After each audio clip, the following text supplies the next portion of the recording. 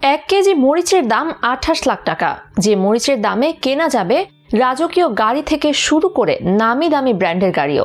আরবের রাজা বাদশারা তাদের খাবারে এই মরিচ ব্যবহার করেন বলে জানা গেছে।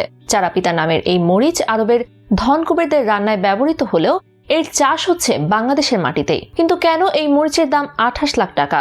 কোন বিশেষ গুণ রয়েছে ছোট্ট এই মরিচে? এমন সব প্রশ্নই শোনা যাচ্ছে চারাপিতা নামের মরিচকে ঘিরে।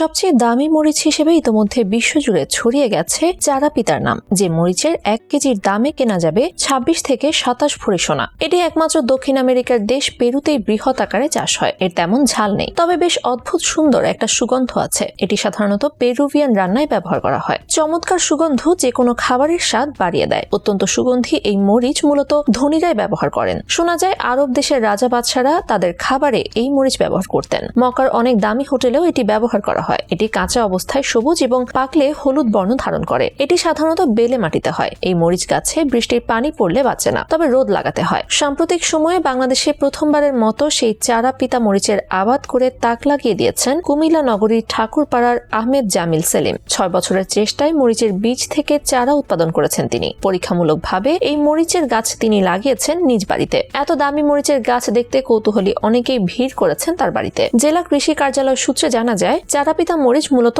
একটি মশলা, তবে সাধারণ মানুষ এমনকি উদ্ভিদবিদ্যা বিভাগের অনেকেই জানে না এই মরিচের কথা। তাই অধিকাংশ লোকের কাছেই মরিচটি অনেকটা রহস্যাবৃত। সরেজমিনে দেখা যায় নিজের বাগানে চারাপিতা গাছের যত্ন নিচ্ছেন আহমেদ জামিল। সবুজ পাতার মাঝে ছোট ছোট চারাপিতা মরিচ ধরে আছে। মরিচের আকার এতই ছোট যে কাছ থেকে না দেখলে খুব ভালোভাবে সেটি বোঝা যায় না। আহমেদ জামিল বলেন, 6 বছর আগে ইন্টারনেটের মাধ্যমে জানতে পারেন এই মরিচের কথা। পরবর্তীতে পেরু থেকে বীজ এনে লাগিয়েও সফল হননি। পরে কুমিল্লা নগরীর মহিলা কলেজ রোডের এক বাসিন্দার সহযোগিতায় আমেরিকায় চারাপাতা মরিচের বীজ পাঠান। তিনি বীজ লাগানোর 1 মাস পর কয়েকটি চারা গজায়। এরপর তিনি সেগুলো পরিচর্যা করেন। পরে সেই গাছের মরিচের বীজ আবার বাংলাদেশে পাঠান। আহমেদ জামিল 50টি বীজ লাগানোর পর সেখান থেকে 5টি চারা গজায়। এর মধ্যে 2টি গাছ ঢাকার বনশ্রীর বাসায় এবং 3টি কুমিল্লার বাসায় লাগিয়েছেন। এই মরিচের দাম যেমন আকাশ ছোঁয়া, তেমনি এই মরিচ চাষ করাও বেশ কষ্টকর। গাছগুলোর আলো প্রয়োজন, শেডের নিচে রাখতে হয়, আবার গাছে নিয়মিত সেচও দিতে হয়। এই মরিচ কাঁচা অবস্থায় সবুজ, পাকলে হলুদ দেখায়, দেখতে অনেকটা